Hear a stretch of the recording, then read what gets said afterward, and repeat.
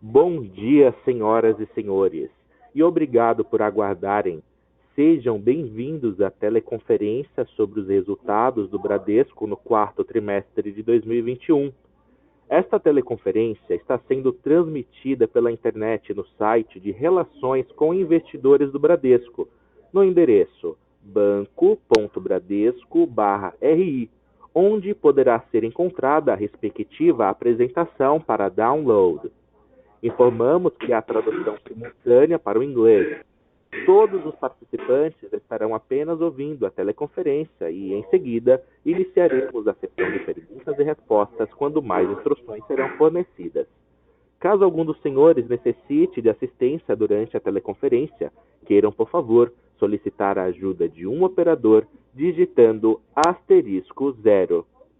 Antes de prosseguir, gostaríamos de esclarecer que eventuais declarações que possam ser feitas durante essa teleconferência, relativas às perspectivas de negócios da companhia, projeções e metas operacionais e financeiras, constituem-se em crenças e premissas da diretoria, bem como informações atualmente disponíveis para a organização. Considerações futuras não são garantias de desempenho, envolvem riscos, incertezas e premissas, pois se referem a eventos futuros e, portanto, dependem de circunstâncias que podem ou não ocorrer. Investidores devem compreender que condições econômicas gerais, condições da indústria e outros fatores operacionais podem afetar o desempenho futuro da empresa e podem conduzir a resultados que diferem materialmente daqueles expressos em tais considerações futuras. Agora, passo a palavra ao Sr. Leandro Miranda, diretor executivo e diretor de relações com investidores. Pode prosseguir. Bom dia a todos, bem-vindos à nossa conferência de divulgação de resultados referente ao quarto trimestre de 2021. Conosco estarão presentes os seguintes participantes: Otávio de Lázari Júnior, nosso diretor-presidente, André Cano, diretor vice-presidente e CFO, eu, Leandro Miranda, diretor executivo de Relações com Investidores, Oswaldo Fernandes, diretor executivo, Carlos Firetti, diretor de Controladoria e Relações com o Mercado, Ivan Gontijo, diretor-presidente da Bradesco Seguros, Renato Enisman, CEO do Banco Next, Kurt Zimmermann, diretor do BITS. Otávio, é com você. Obrigado, Leandro. Muito bom dia, minhas amigas e meus amigos. Eu espero que todos estejam bem. Obrigado por todos vocês por participarem da nossa teleconferência sobre os resultados do quarto trimestre de 2021. O ano de 2021 ele acabou sendo mais complexo do que o esperado, mas também ele foi um ano de lucro recorde da nossa história, com 26,2 bilhões de lucro líquido, um crescimento de 34%, 35%. As operações de seguro e previdência e capitalização também apresentaram uma boa recuperação. A carteira expandida atingiu quase 813 bilhões de reais, com um crescimento superior a 18%. O nosso ROI acumulado atingiu 18,1%. A margem com clientes crescendo 6,5%, com mais de 55 bilhões de receita. O índice de eficiência operacional fechou em 46%. A receita de prestação de serviços somou 34,1 bilhões, um crescimento de 4,1%.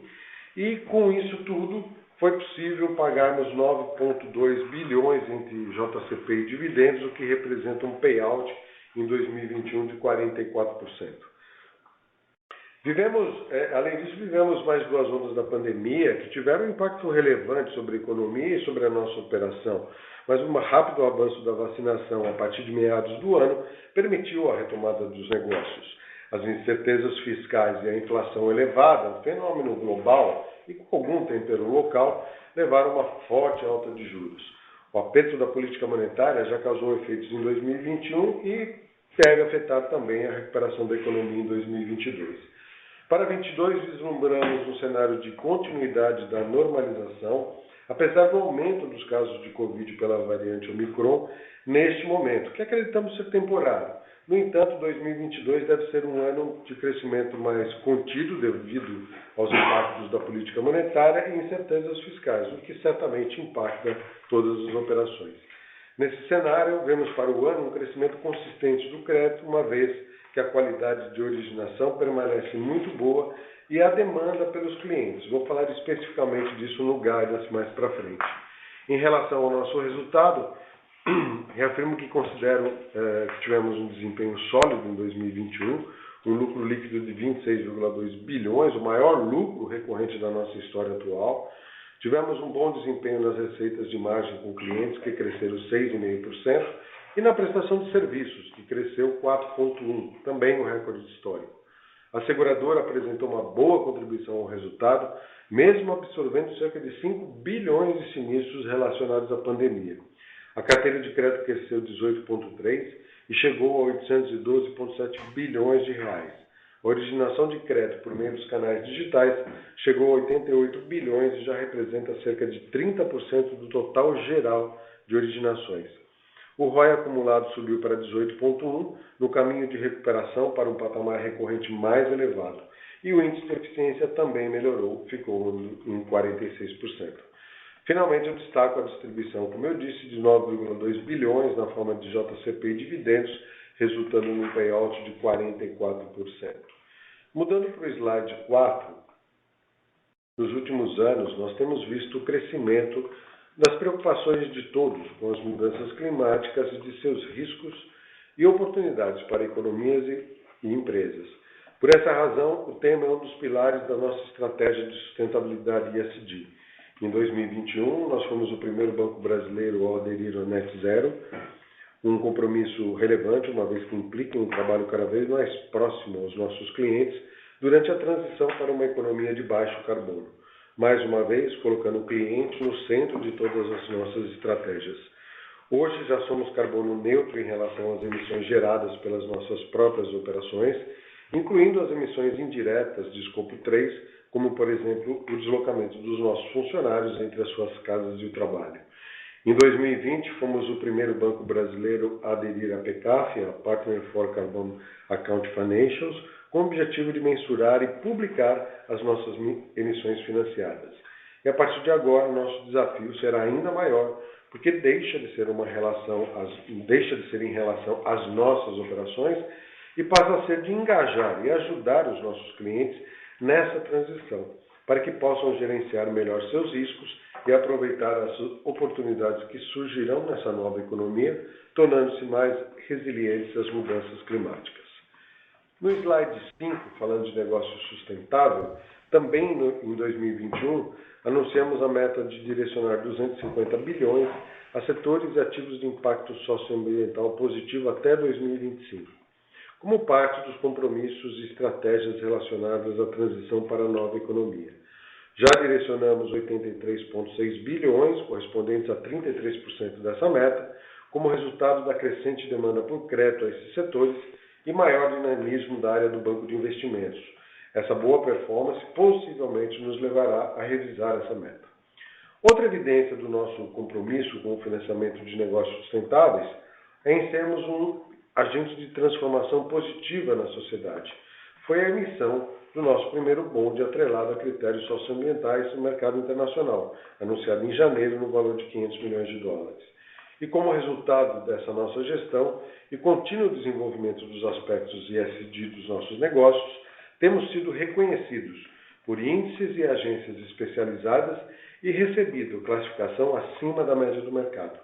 Destacamos ainda que, pelo 4º ano consecutivo, estamos entre os 10 melhores bancos do mundo no índice Dow Jones de sustentabilidade.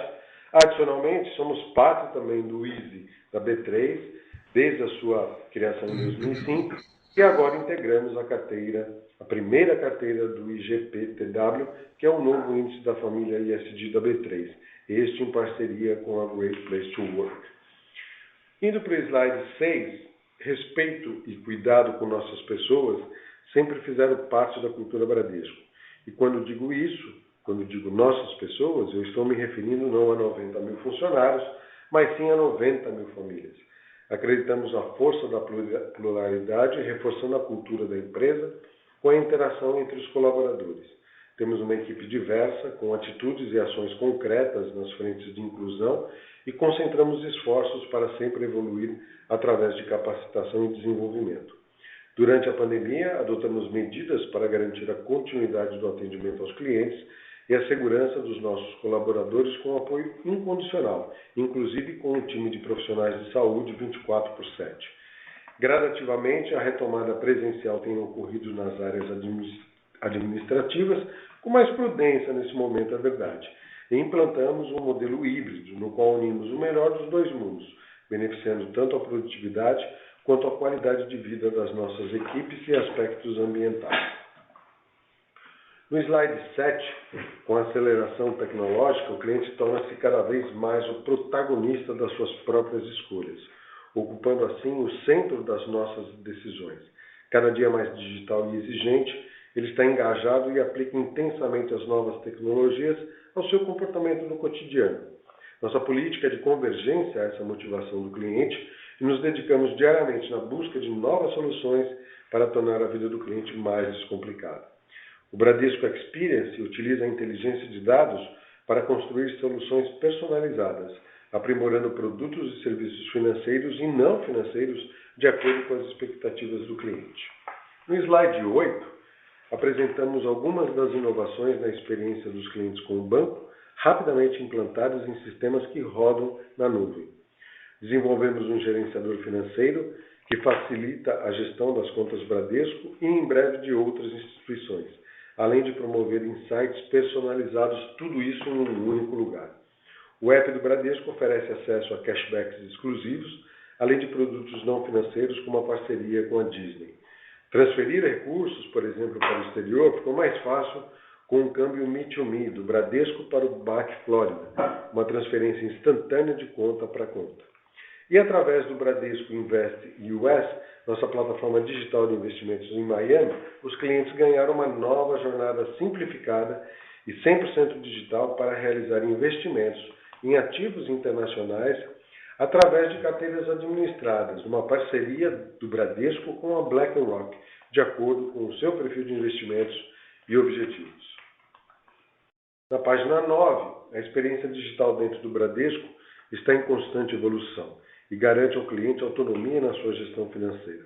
Prova disso é que do total de transações atuais, 98% são realizadas via canais digitais, sendo que 91% delas concentradas em mobile e internet banking. Apresentamos alta de 5,3 milhões de correntistas digitais em comparação com 2019 e um crescimento 5 vezes maior na abertura de contas via app. Também tivemos expansão significativa na contratação de diversos produtos para pessoas físicas e jurídicas. No slide 10, o volume de crédito que originamos pelos nossos canais digitais em 21 foi de 88 bilhões de reais, um crescimento de 36% com relação a 2020. É um valor que já representa 30% de todo o crédito produzido pelo banco. Vale destacar que esse número é maior que a soma das carteiras de crédito de todas as fintechs que atuam no Brasil. Tivemos evolução até mesmo na renegociação digital, que foi 43% maior que 2020. Esses resultados demonstram a rápida evolução dos nossos sistemas em nuvem, como o Brain, o CRM, por exemplo, e a evolução das nossas frentes de negócios sempre com foco e centralidade no cliente. Na página 11, na qual destacamos o crescimento do número de cartões, fizemos uma revisão do portfólio de produtos e lançamos cartões que complementam a nossa oferta, permitindo que os clientes escolham o cartão mais adequado ao seu perfil de uso.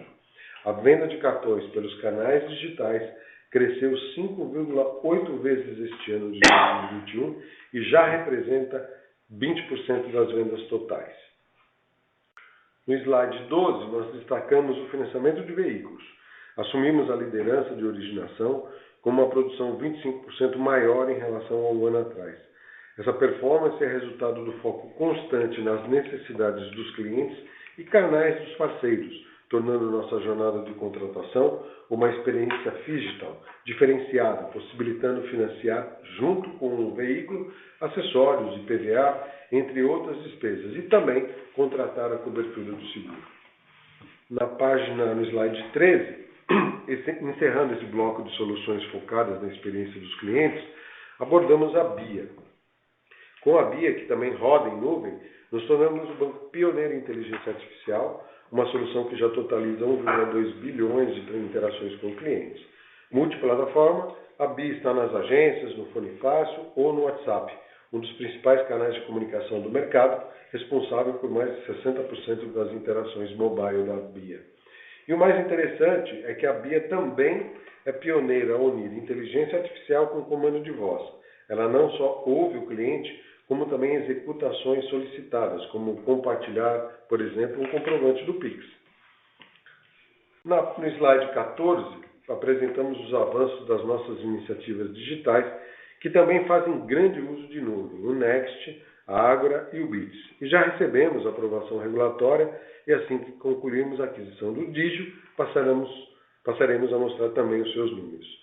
Aumentando e diversificando cada vez a sua oferta de produtos, a Ágora dobrou a sua captação líquida em 2021 e alcançou 743 mil clientes, um crescimento de 35,7% em 12 meses.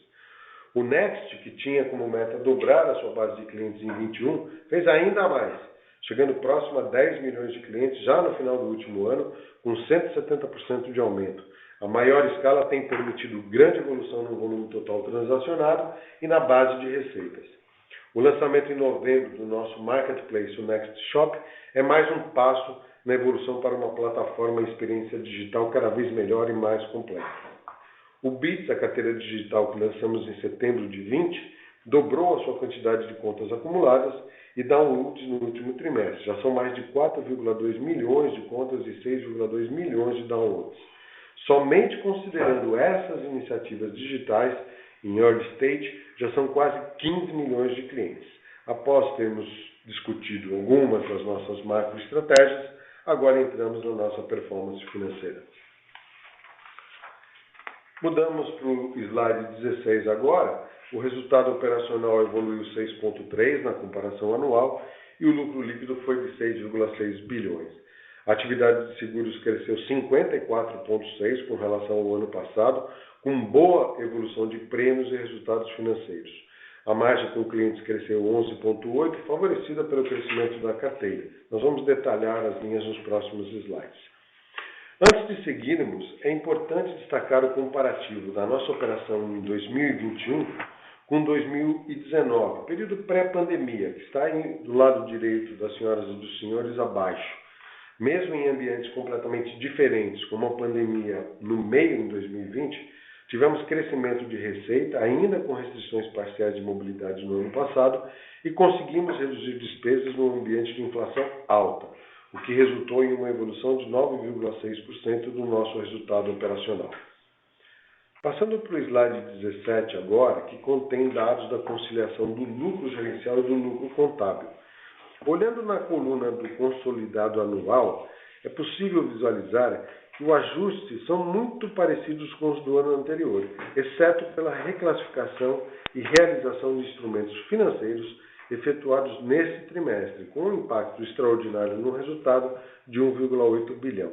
Com isso, realinhamos parte da carteira de TVMs à nova realidade de taxas de juros que observamos no mercado. Lembrando que as taxas de juros subiram praticamente 900 pontos em 6, 7, 8 meses. Destacamos também a constituição de provisão de reestruturação no valor de 441 milhões líquido de imposto, pois continuaremos em 2022 a fazer ajustes na nossa presença física com conversão de agências em unidades de negócio. Na página 18, destacamos o crescimento da nossa carteira de crédito. Em dezembro, o volume total ultrapassou 812 bilhões, um crescimento de 5,1% no TRI e 18,3% no ano, acima do teto do nosso guidance, que já tínhamos revisto para cima no último trimestre.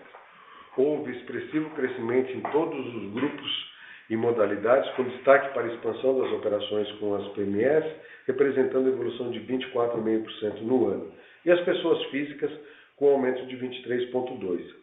A performance é reflexo da recuperação gradual dos negócios e flexibilização das restrições referentes à pandemia. Como já destacamos no início, cartões e veículos foram linhas com crescimento relevante, de 30,5% e 11,7%, respectivamente.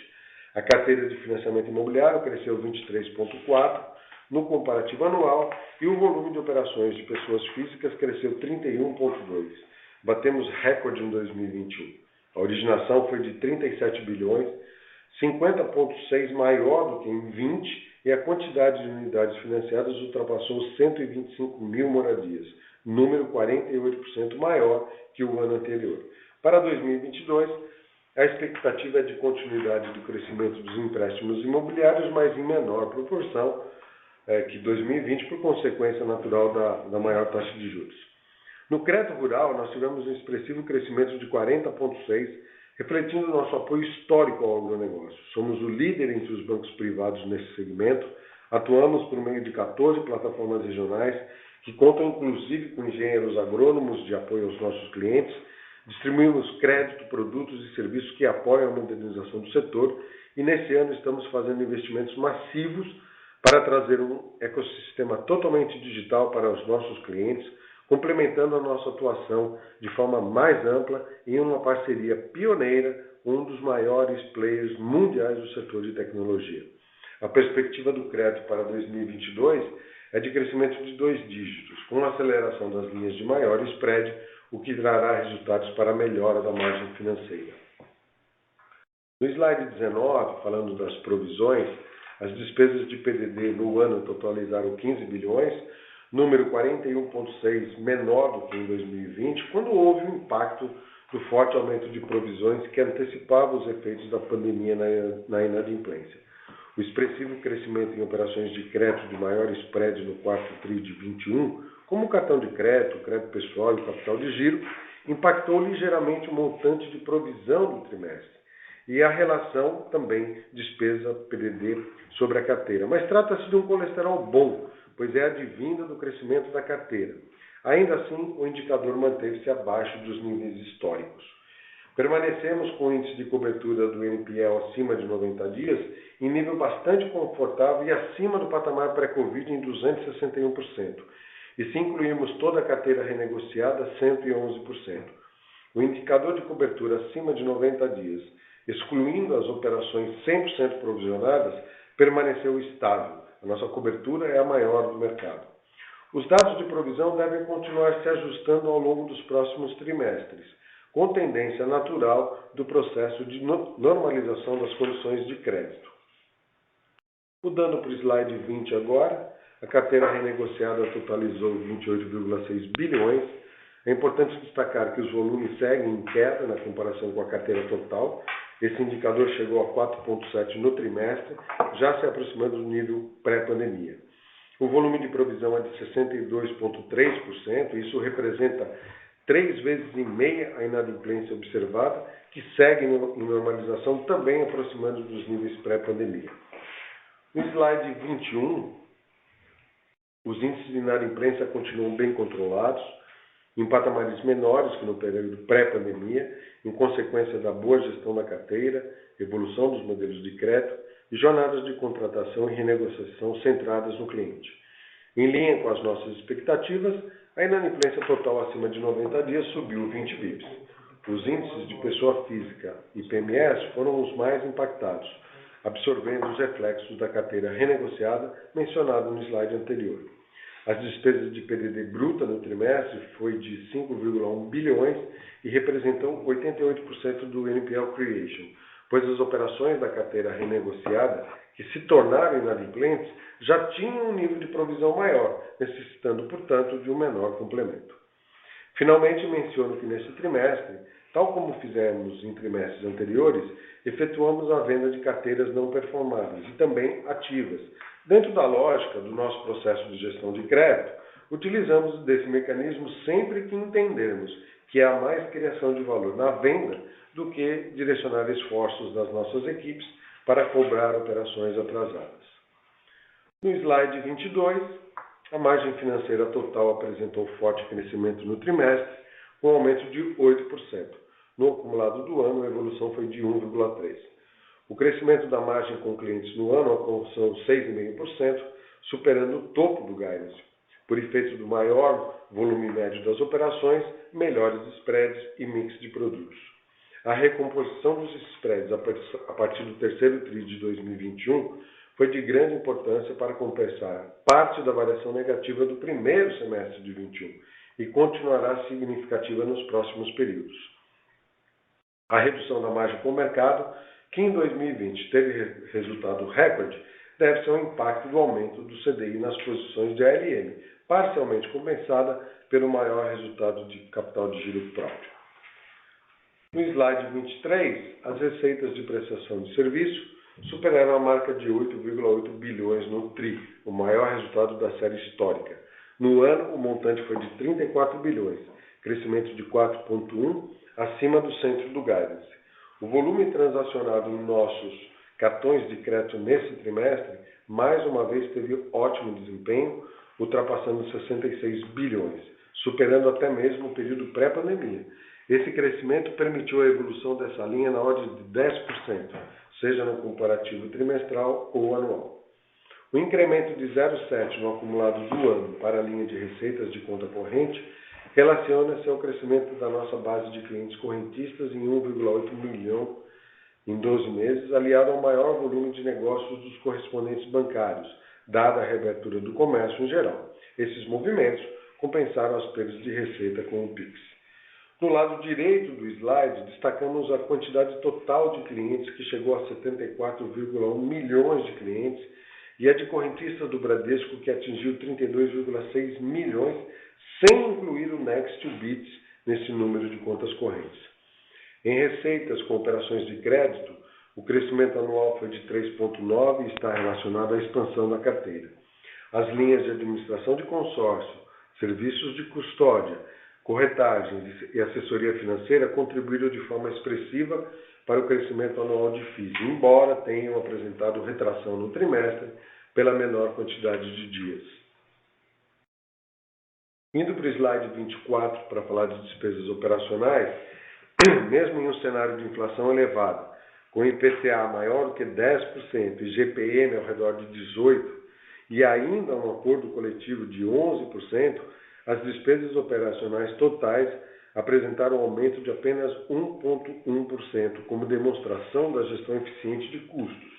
Em despesas de pessoal, a alta de 6% no ano decorre da maior provisão para participação nos resultados e do acordo coletivo a partir de setembro. Na linha de despesas administrativas, a evolução do uso de canais digitais e otimização da nossa presença física e processos também compensaram a pressão por maiores gastos pelo aumento dos custos com a correção dos contratos e também com tecnologia e os investimentos que continuaremos a fazer nos nossos negócios em early stage, como a aquisição de clientes, investimentos em tecnologia do Next e do Bits. No acumulado do ano, a alta foi de 1,3%. A linha de outras receitas e despesas tem a sua variação explicada principalmente pela movimentação da provisão complementar de seguros. Teremos em 2022 redução do número de agências e crescimento da quantidade de unidades de negócios. Passando para o slide 25, no qual apresentamos os dados da nossa operação de seguros, o lucro líquido apresentou um crescimento anual de 4% e seria da ordem de 8%, desconsiderando o aumento da contribuição social. Tivemos um crescimento de aproximadamente 11% no faturamento. O bom desempenho observado em todas as linhas de negócio vem acompanhado do aumento de quantidade de vidas seguradas, de veículos e residências, pois o grupo segurador soube aproveitar as oportunidades em seus diversos canais de distribuição e parceiros de negócios, com destaque também para o desempenho dos canais digitais. Já o resultado das operações de seguros apresentou melhora do seu desempenho no segundo semestre e ficou no meio do guidance. Esse desempenho está relacionado à melhora da sinistralidade decorrente da redução dos efeitos da pandemia, assim como a melhora do resultado financeiro no período. O volume de sinistros relacionado ao Covid no quarto trimestre de 2021 foi o menor da série desde o início da pandemia. Apesar do aumento mais recente de demandas em função da nova variante Ômicron, não observamos a mesma severidade dos períodos anteriores. Disponibilizamos para os nossos segurados testes de antígeno nas dependências das clínicas Meu Doutor Nova Med para apoiar o diagnóstico da doença. E cabe destacar ainda que tivemos em 2021 mais de 5 bilhões de sinistros pagos relacionados à pandemia. Assim, esse volume reforça a fortaleza do nosso balanço e a importância de um grupo segurador, a importância do seguro para amenizar o efeito das perdas para as famílias. No slide 26, o nosso capital nível 1 fechou o ano em 13,7, permanecendo bastante robusto e bem acima dos limites regulatórios, mesmo com o expressivo aumento anual dos ativos ponderados pelo risco, dado o forte crescimento da carteira de crédito, marcação ao mercado de títulos e pagamento de juros sobre o capital próprio e dividendos. Os indicadores de liquidez também permanecem em patamares bastante confortáveis. Chegamos ao slide 27, o nosso slide antes de passarmos para a pergunta das senhoras e dos senhores. Como já falamos no começo da apresentação, 2022 é um ano que as incertezas permanecem, mas continuamos acreditando haver espaço de crescimento, principalmente devido ao nosso modelo de negócio e inovações tecnológicas nos últimos anos. A carteira de crédito cresceu 18,3% em 2021, portanto, acima do topo do guidance, e em 2022 nós vemos um crescimento entre 10% e 14%. Na margem com clientes, o crescimento foi de 6,5% em 2021, também acima do direcionamento anterior, do guidance anterior, e em 2022 esperamos crescer entre 8% a 12%. Em receita de prestação de serviços, crescemos 4,1%. Nossa expectativa é de expansão entre 2% a 6%. As despesas totais cresceram apenas 1,1%, apesar da elevação da inflação. Para 2022, o guidance vai de 3% a 7%, contemplando nossas ações de otimização para mitigar os efeitos da pressão inflacionária e ainda preservando espaço para importantes investimentos em tecnologia e crescimento na base de clientes. Na nossa seguradora, tivemos uma contração de 5,5% em 2021, devido aos impactos da sinistralidade. Ficou no meio do nosso guidance anterior, que nós tínhamos revisado, e conversamos com os senhores e senhoras a respeito disso. A nossa previsão para este ano de 2022 é um crescimento de 18% a 23%, com a evolução de prêmios e redução de sinistros. Portanto, acreditamos que a pior fase da pandemia ficou para trás. A PDD expandida fechou 2021 em 15 bilhões, ainda em níveis bastante baixos. Para 2022, prevemos uma faixa de 15 a 19 bilhões, mas em função principalmente do crescimento da carteira de crédito. Adicionalmente, esperamos que a margem com o mercado apresente nova redução em 2022. Agradeço, assim, a atenção de todos vocês até o momento e agora estamos à disposição para responder às suas perguntas. Muito obrigado. Obrigado. Iniciaremos agora a sessão de perguntas e respostas. Participantes da conferência com áudio em português poderão fazer suas perguntas. Demais participantes permanecerão em modo de escuta. Para fazer uma pergunta, por favor, digitem *1. E para remover a pergunta da fila, digitem *2. A primeira pergunta vem de Ricardo Buchpigel, BTG Pactual. Por favor, prossiga. Bom dia a todos e obrigado pela oportunidade de fazer perguntas. Primeiro, eu queria entender como a gente deve esperar a inadimplência do banco se comportando ao longo desse ano. Pelo DAIS, a gente vê que as provisões crescem bem próximas da carteira no meio do range. Vocês sugerindo que o cost of risk deve ficar mais estável. Então, pensando em crescimento de inadimplência, com o cenário máximo mais desafiador, faz sentido a gente pensar numa normalização da cobertura já esse ano? E além disso, poderiam, por favor, comentar um pouco sobre quais segmentos do banco vocês esperam ter mais crescimento de crédito em 2022? Obrigado. Ricardo, a tua pergunta foi em relação ao crescimento do crédito, é isso? Qualidade de crédito. Então, a primeira foi em relação ao crescimento do crédito, em quais segmentos faz sentido de crescer mais, e a segunda é entender comportamento de inadimplência esse ano, e se faz sentido os índices de cobertura normalizarem versus os níveis pré-pandêmicos, pensando nisso. Aqui na fala, perdão. Ricardo, para esse ano de 2022, a gente trouxe um guidance de crescimento de crédito ao redor de 10% a 14%. Um pouco abaixo daquilo que foi o nosso guidance e o crescimento efetivo do ano passado, que foi de 18,3%. Por que a gente imagina um crescimento menor, né? Obviamente ele está associado a todo o cenário macroeconômico, o crescimento da taxa de juros, o crescimento da taxa Selic muito acentuado, o crescimento de inflação, as perspectivas de inflação, de IGPM, enfim. Todos esses cenários, se a gente imaginar, né, uma taxa futura hoje de 5, 10 anos, nós estamos falando de 12%, 13%. Então, se nós colocarmos um spread aí, nós estamos falando mais 2, 3% de emprego, nós estamos falando uma taxa de 15% a 16%. É intuitivo e também nas conversas com os empresários, principalmente do banco corporativo, Ricardo, dos bancos das grandes empresas que trabalham conosco, não se vislumbra nenhuma possibilidade ou não está certo que haverá grandes investimentos em infraestrutura, em novos negócios, novas plantas, porque está caro, né? O custo do dinheiro está muito caro. E para que seja feito operações no mercado de capitais, o preço cobrado também por investidores também está elevado. Então, a gente entende que o banco corporativo que detém 40% dos nossos ativos de crédito, o crescimento dele vai ser muito marginal.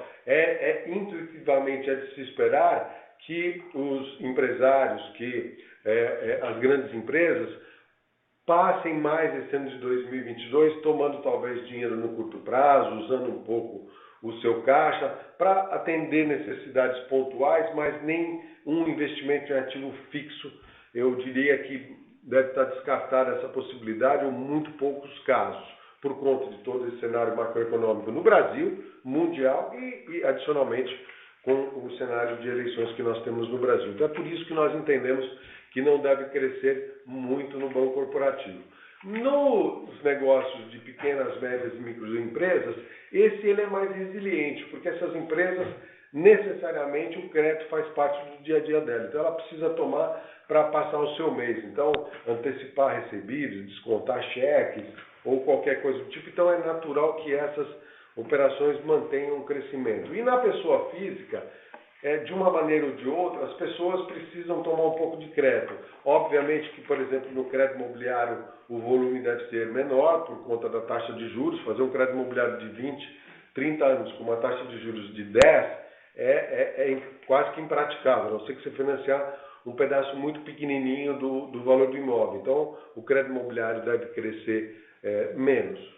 Então, mas as outras carteiras de pessoa física, como o cartão de crédito, como o o crédito pessoal, o consignado, essas linhas são resilientes. As pessoas vão continuar tomando. O próprio financiamento de veículos, as pessoas devem continuar tomando. E com a volta, né, a gente deve ter a solução, oxalá queira, dessa pandemia, as pessoas devem voltar mais para o trabalho, e aí gastam mais com cartão de crédito, gastam mais no seu dia a dia, para alimentação, para outras coisas, então deve ser mais resiliente. Então, resumindo, as grandes empresas a gente entende que a tomada de crédito deve ser muito mais modesta, somente para necessidades pontuais, e na pequena, média e microempresa e na pessoa física mais resiliente em algumas carteiras, como eu disse para você, menos em outras, como eu falei do crédito imobiliário.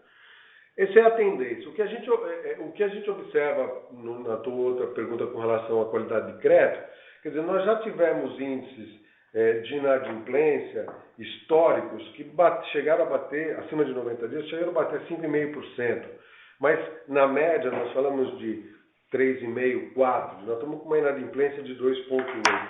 Subiu 0,2%, a gente tinha falado isso na última reunião com vocês, que era natural e que essa inadimplência subisse um pouco, porque nós sabemos que não dá para ela ficar nos níveis que estavam, até porque ela deve tomar uma certa normalidade. Lá em 2020 nós fizemos muitas operações de reperfilamento, de reorganização financeira, de prorrogação das operações, que a carteira praticamente já venceu, mas teve uma inadimplência ao longo do tempo dessas carteiras. Então, é intuitivo imaginar que a inadimplência deve continuar subindo de maneira muito controlada. Isso é o que a gente observa nos nossos modelos de crédito e nas novas safras que a gente está gerando. Não há um pico, mas sim um crescimento mais moderado da inadimplência, mas com uma boa qualidade de crédito e com índices de cobertura, tanto para a carteira renegociada como para a carteira inadimplente, mantendo esses níveis bastante confortáveis e altos que a gente tem hoje. Super claro, obrigado.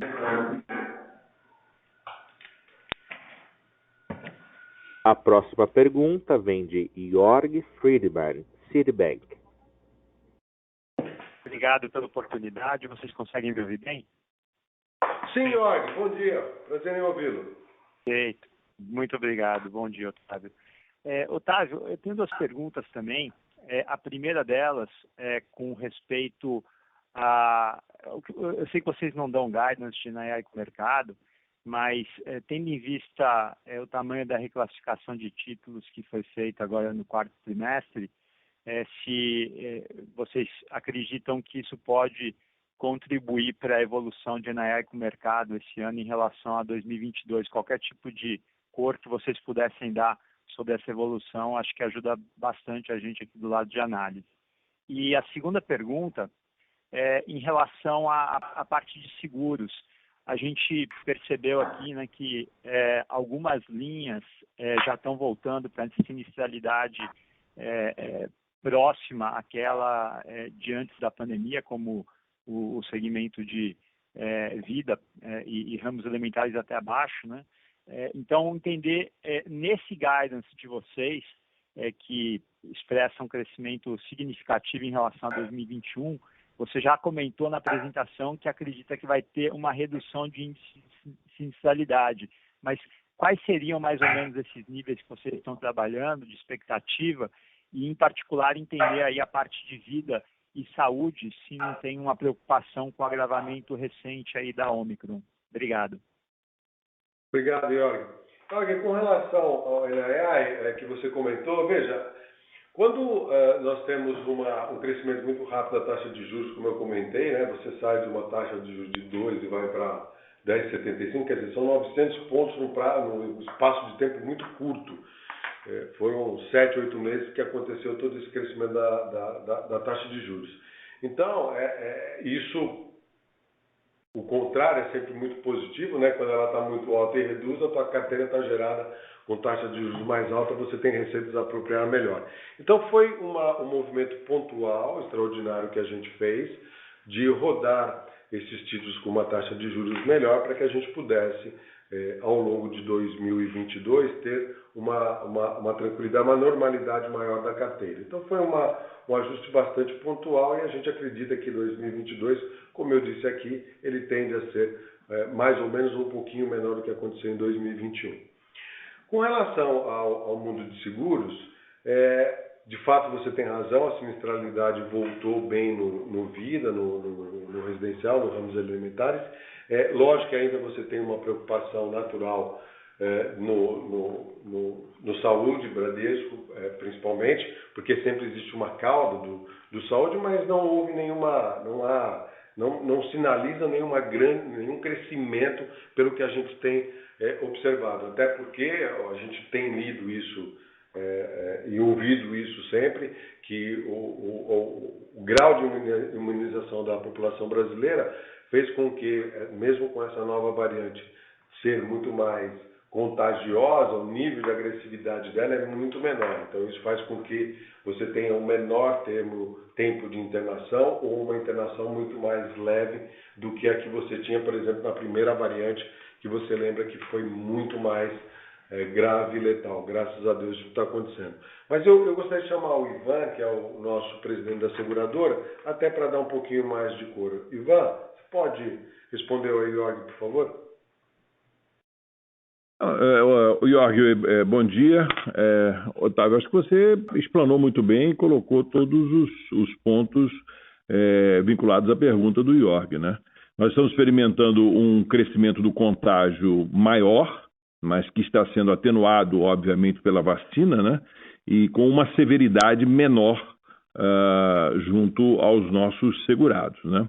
O próprio Jorg cita, né, a baixa da redução da sinistralidade entre os terceiro e quarto trimestres, né, no vida caindo de 60,9% para 34,9% no quarto trimestre. Esta severidade também nós encontramos no habitacional, em ramos elementares de uma maneira geral, e encontramos também no saúde um custo menor, né? Nós não esperamos encontrar em 2022 nos defrontar com os mesmos 5 bilhões de reais que pagamos de Covid no ano de 2021. Então, a redução também para o saúde, onde os atendimentos são mais no campo primário, envolvendo um atendimento na área de pronto-socorro, do que em internações mais prolongadas e, portanto, mais custosas, nos permitem ter uma visibilidade melhor para 2022 neste campo. Perfeito, Ivan. Só deixa eu fazer um rápido follow-up aqui sobre essa parte de seguros, mas é esperado, dado a severidade também da Omicron, pelo que a gente tem visto aí, semana passada teve inclusive recorde de mortes em relação a, acho que 26 de agosto, né? Foi o maior número desde 26 de agosto. Deve ter um repique aí dessa sinistralidade no primeiro tri, né, na parte de vida. Acho que é natural esperar isso, certo? É natural esperar um repique, mas não na mesma proporção e na mesma intensidade.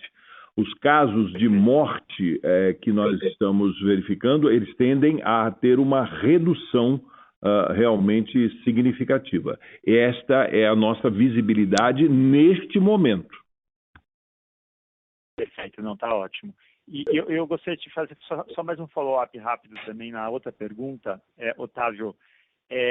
Sobre a INAEC, o mercado, para mim só não ficou muito claro se vocês estão trabalhando com, uma vez mais, um cenário de compressão em relação a 2021 ou é um cenário um pouco mais construtivo. E sobre o ajuste, assim, a gente já tinha visibilidade de que a inflação estava muito mais resiliente, portanto, demandava um ajuste monetário mais forte, como de fato aconteceu, desde pelo menos agosto, setembro. Então, a minha pergunta aqui também é por que não foi feito esse ajuste antes, no terceiro trimestre? Talvez a gente já teria visibilidade para fazer esse tipo de ajuste, porque vocês escolheram fazer agora, nesse momento. Obrigado.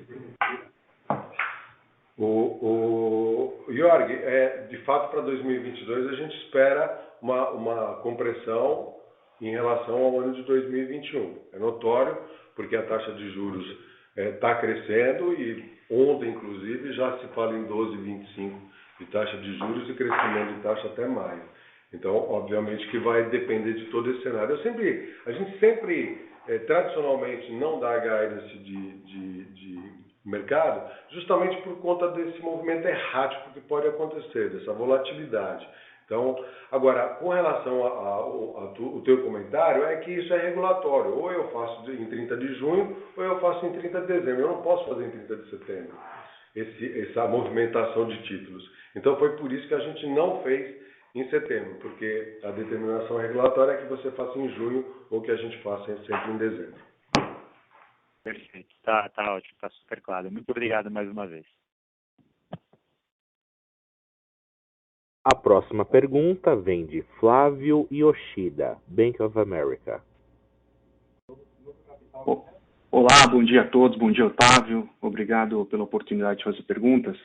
Eu queria explorar alguns temas aqui relacionados ao guidance, né? O primeiro é com relação à margem com clientes. Então, a gente vê um crescimento que vocês estão projetando para 2022 abaixo do crescimento da carteira. Ao mesmo tempo, Otávio, você comentou nos slides que o cartão de crédito, o CP e também o segmento de PME, que são segmentos com maiores spreads, tem crescido de uma forma mais rápida, enquanto que imobiliário e também consignado, acho que a gente vê desacelerando, ainda que tenha um crescimento bom. Então, assim, esse mix nos levaria a pensar num crescimento da margem com clientes de forma mais acelerada que a carteira. No entanto, não é isso que o guidance nos diz. Eu queria entender se aqui vocês estão vendo uma pressão no funding ou se, de fato, o repasse do maior custo de funding na ponta não está se dando na mesma velocidade. E a minha segunda pergunta é com relação ao crescimento de FIIs do Guidance. A gente vê que o ano de 2021 já foi um ano desafiador, então cresceu 4%, e o crescimento para 2022 também assim, é de certa forma tímido, até porque a gente vê a carteira expandindo 10 a 14, indica aí que vocês conseguem ver aí oportunidades de crescimento, a base de clientes vem num ritmo forte de crescimento, mas acho que receita com FIIs não segue o mesmo ritmo. Então, eu queria saber aqui se é competição, o que vocês estão vendo aqui que faz esse crescimento um pouco mais tímido do que o restante. Obrigado. Obrigado, querido, pela pergunta, prazer em te ouvir.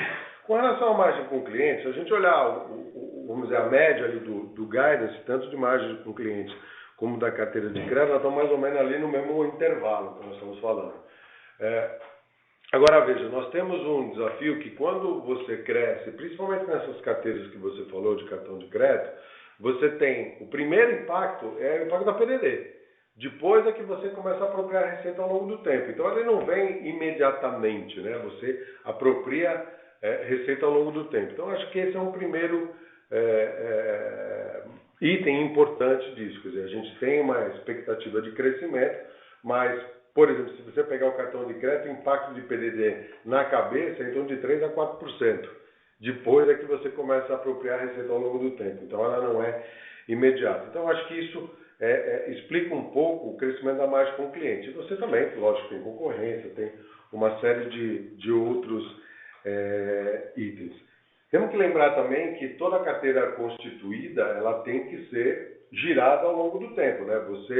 Nós constituímos uma carteira de crédito extremamente elevada, né, para uma instituição financeira do tamanho do Bradesco, com Selic de 2% há um ano atrás, e agora você tem que girar essa carteira inteira novamente com uma taxa de juros maior para você capturar essa melhor margem financeira. E isso leva um tempo.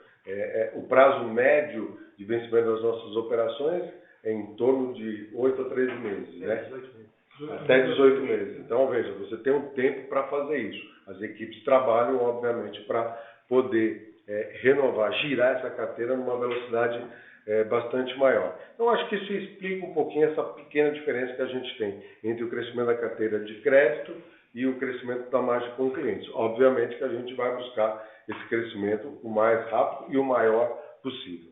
Com relação aos FIIs, as receitas com serviços, essa é um profit pool que ele está sendo atacado pela regulação do Banco Central, por novos entrantes, por startups, por fintechs. O PIX ele traz uma redução de FIIs importante, a gente experimentou isso ao longo do ano passado. Então, acho que o nosso desafio, a beleza do nosso desafio aqui é criar novos profit pools, criar novas linhas de receita para que a gente possa suplantar aquelas que estão sendo atacadas, seja por PIX, seja por cartões, seja por uma competição mais acirrada com relação a tarifas, seja pelo Open Banking que deve se acelerar agora no ano de 2022. Então, você vê que em 2021, mais ou menos, a gente conseguiu compensar essas perdas com o PIX. Por isso, desse crescimento de FIIs, que é uma receita sempre mais difícil da gente conseguir acelerar, porque depende da concorrência, não depende só da gente. O preço quem faz é a concorrência, é o cliente, é o mercado. Então aí está um desafio da gente crescer e conseguir melhorar essa margem com clientes. Como é que a gente consegue isso? É melhorando efetivamente a quantidade de clientes que a gente tem dentro da organização, por isso que você até citou muito bem o crescimento do número de clientes do banco, para que esses novos clientes possam trazer novas receitas de tarifas, novos FIIs, novas operações de crédito, para que a gente consiga crescer essa linha. Então, ela é sempre uma linha de crescimento difícil, pelo tamanho que ela representa, né? O volume financeiro é bastante grande, mas a gente tem boas opções, boas alavancas para mexer nessa linha de receita. Entendi. Obrigado. Agora, você comentou aqui, nessa última resposta, uma questão de regulação, de novos entrantes. Você vê alguma novidade nesse tema?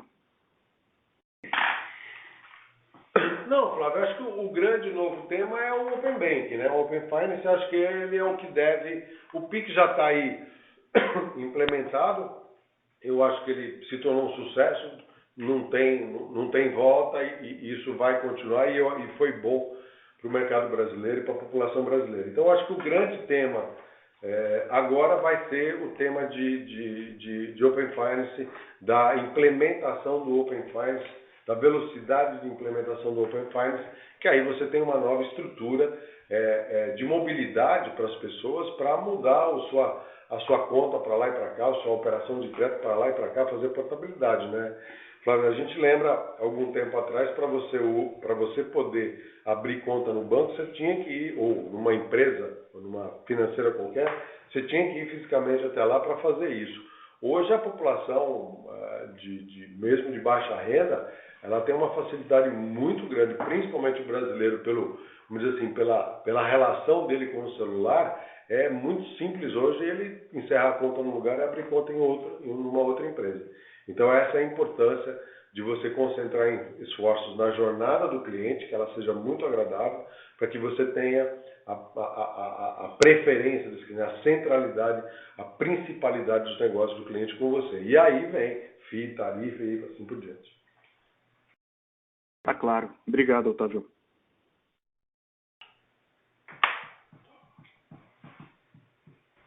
A próxima pergunta vem de Pedro Leduc, Itaú BBA. Bom dia a todos. Obrigado pela pergunta. E vem em relação ao tema do guidance de despesas, risco de crédito, PDD. Queria conciliar um pouquinho esse tema de crescer carteira até 14%, que implica ganhar share, né? Com o guidance de manter a despesa com PDD em linha com a carteira.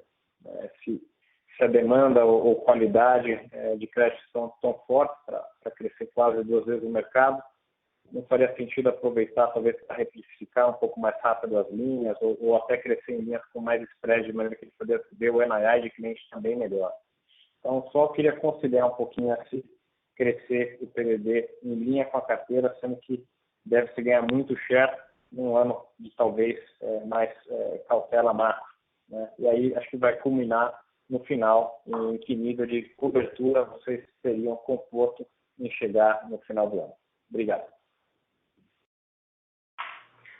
Pedro, a gente procurou fazer o guidance aqui observando justamente isso que você falou, né? O crescimento deve acontecer em algumas linhas de crédito que trazem melhor spread, e o que a gente tem observado é que as safras originadas estão com um comportamento de inadimplência bastante bom. A gente sabe que vai ser um ano desafiador sobre todos os aspectos, até o crescimento de carteira, mas me parece que ele está bem alinhado com essa tendência que a gente tem visto das novas operações, das novas safras que a gente tem encontrado. Como eu disse lá atrás, as operações do banco corporativo devem ter um crescimento mais modesto, talvez mais pontual. Não temos nenhum grande ponto de grandes empresas que possam gerar um PDD pontual. A gente não tem observado isso. Acho que tudo isso ficou para trás, foi resolvido inclusive lá na época da forte pandemia, né, dos números de 2020. Então a gente vê o balanço, a PDD e o crescimento de crédito leve para o ano de 2022. Vai ser desafiador? Eu acho que você tem toda a razão, Pedro, toda a razão. Esse guidance parece ser agressivo, de crescer de 10% a 14%. Mas o crescimento da nossa base de clientes nos dá uma certa segurança que a gente vai conseguir crescer o crédito com qualidade. Então é isso que a gente vem buscando. Os sinais de deterioração da carteira, eles são tímidos, parece que a inadimplência está controlada, tanto é que ela cresceu 0,2 agora nesse último trimestre. Aquelas operações que nós fizemos até juntos lá com vocês aí do Itaú, de reprogramar os pagamentos, de reperfilar, de renegociar as dívidas, elas acabaram. Ficou um resto lá que já estava provisionado, e como a gente tinha bom índice de provisão, e até eu ressaltei aqui, dessas operações de clientes que já estavam com as operações renegociadas, ou que estavam em atraso, o que falta você provisionar, você não tem que provisionar mais full. Às vezes falta uma letra para você provisionar pela 2682, então o teu nível de exigência de PDD é menor. Então, por esses fatores aqui é que eu acho que dá para a gente equilibrar esse crescimento de carteira com essa PDD de 15 a 19 bilhões.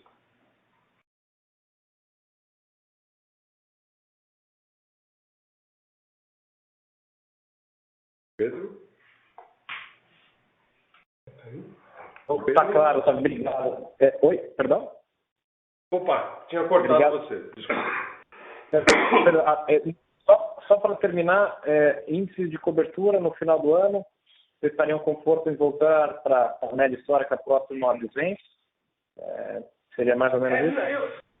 Eu particularmente, Pedro, eu acho que até mais do que isso, né? Hoje nós estamos com um índice de cobertura de 262. Nós estamos com índice de cobertura de 262. A gente tem bom espaço. Então eu acho que voltaria para níveis históricos, mas eu ainda acho que esse ano que a gente fecha acima disso.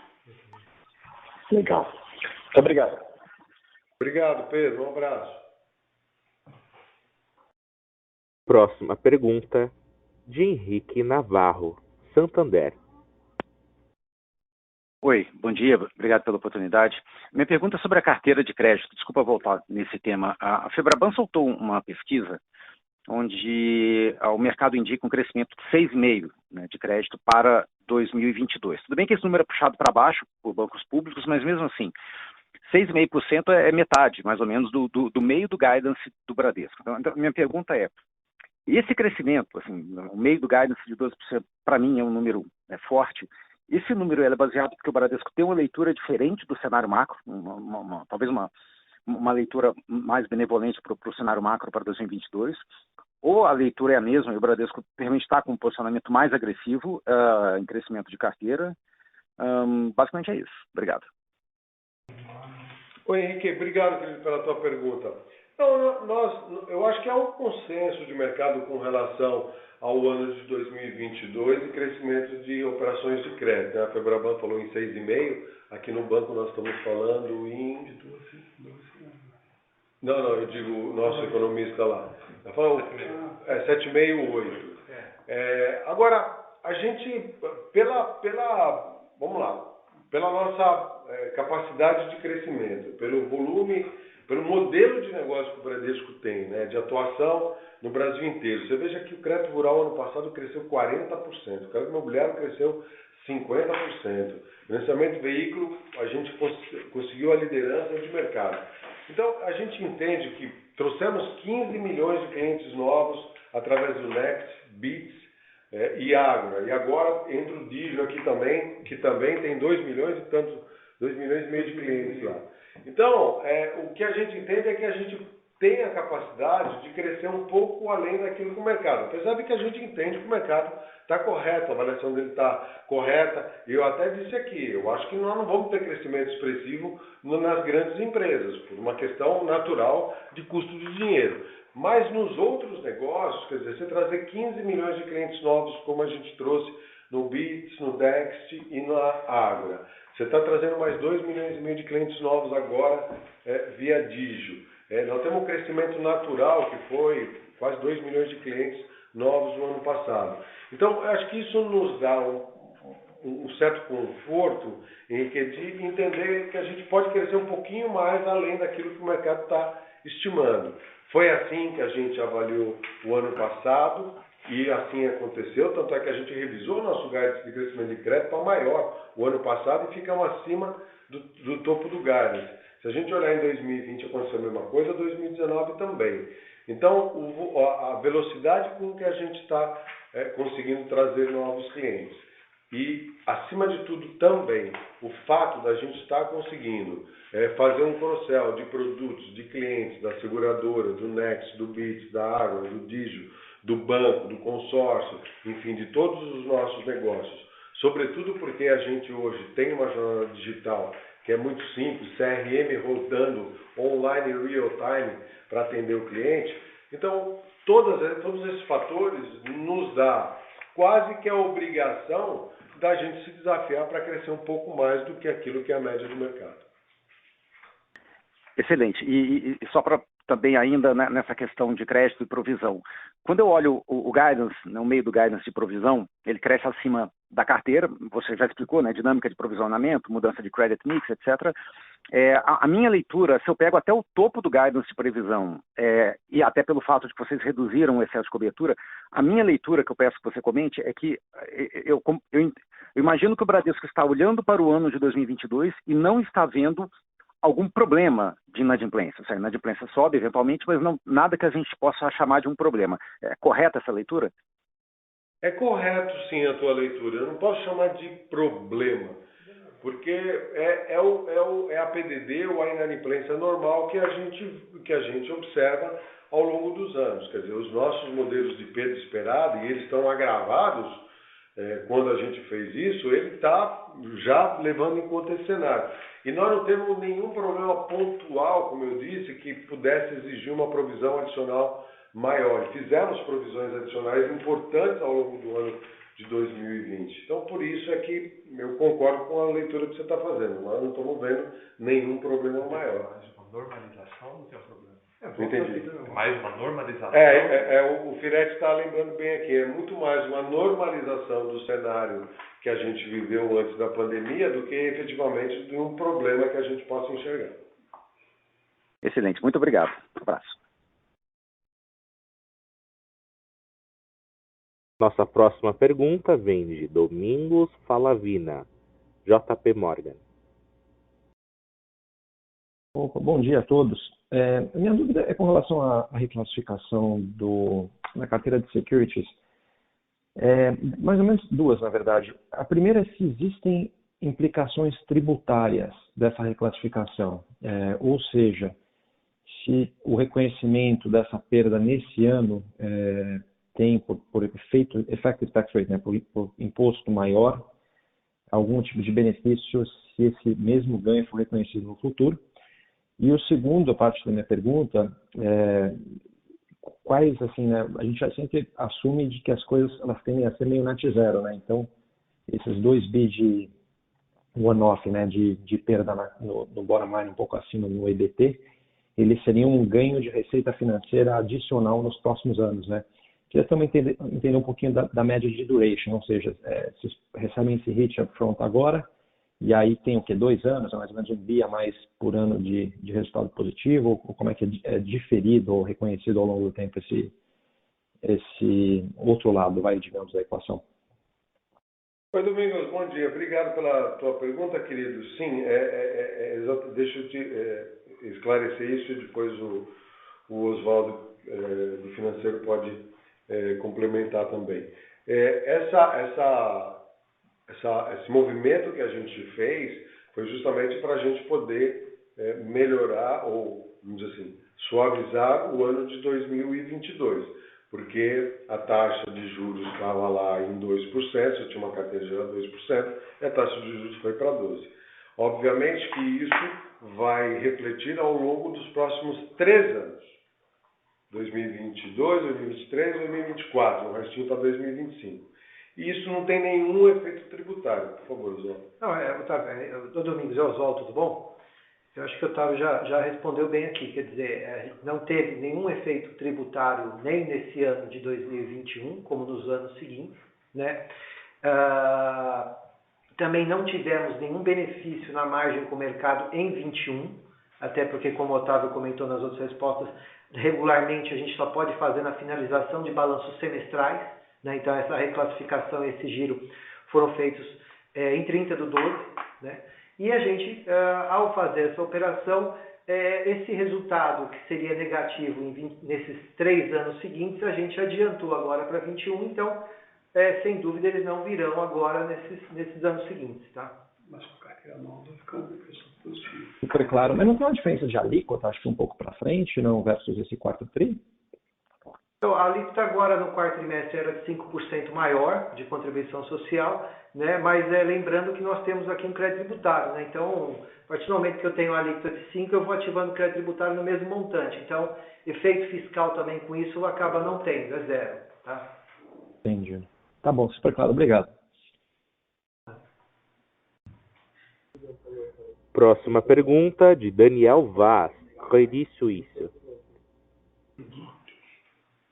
Fala pessoal, tudo bem? A minha pergunta é na vertical de seguros.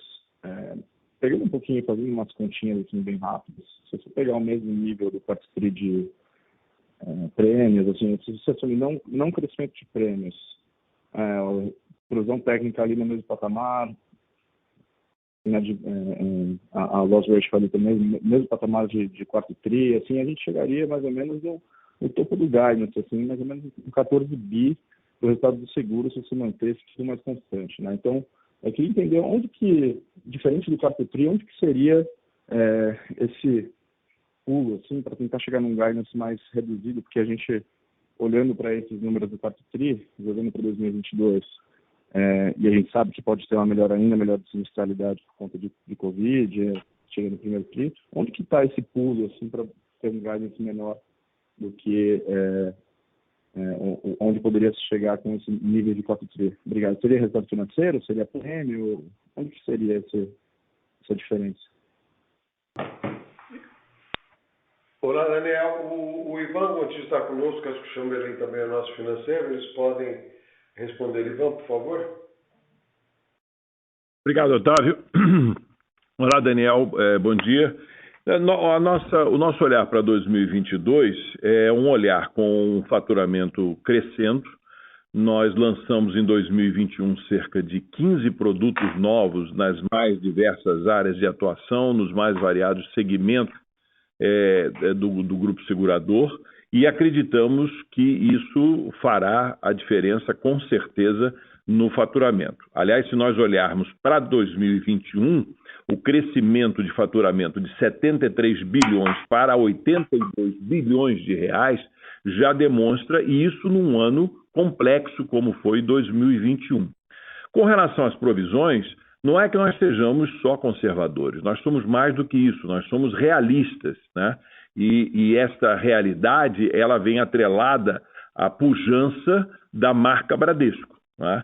Então, as provisões, nós continuaremos a realizá-las em conformidade não só com o que o campo regulatório nos demonstra, nos compromete, nos obriga, mas, acima de tudo, com um olhar para o cumprimento dos nossos contratos com os nossos segurados, com os nossos clientes.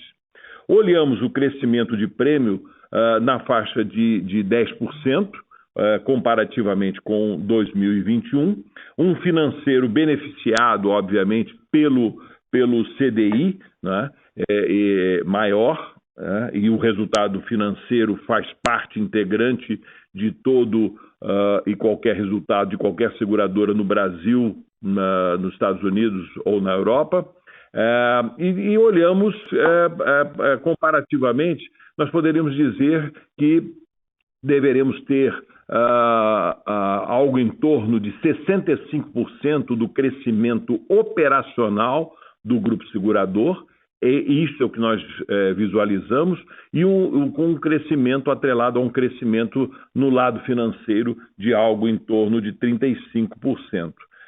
Então, o nosso guidance entre 18% e 23%, por essas razões todas, nos dão um conforto muito grande. E, obviamente, como respondi anteriormente, tudo isso atrelado a um desaceleramento da sinistralidade atrelada ao Covid, né? A sinistralidade do processo eletivo normal numa companhia de saúde e dos sinistros, acompanhado dos sinistros do vida, do automóvel, de ramos elementares normais, para este nós estamos preparados e entendemos que estamos confortáveis e dentro desse guidance entre 18% e 23% olhando para 2022.